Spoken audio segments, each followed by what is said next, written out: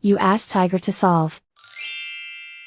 This deals with linear equations with one unknown. The final result is q equals negative 116/3. Let's solve it step by step.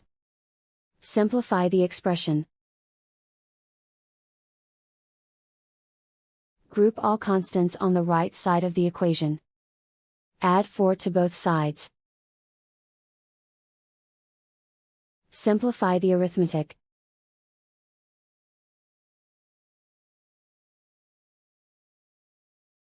Isolate the m. Divide both sides by 3. Simplify the fraction. And so the final result is q equals negative 116/3.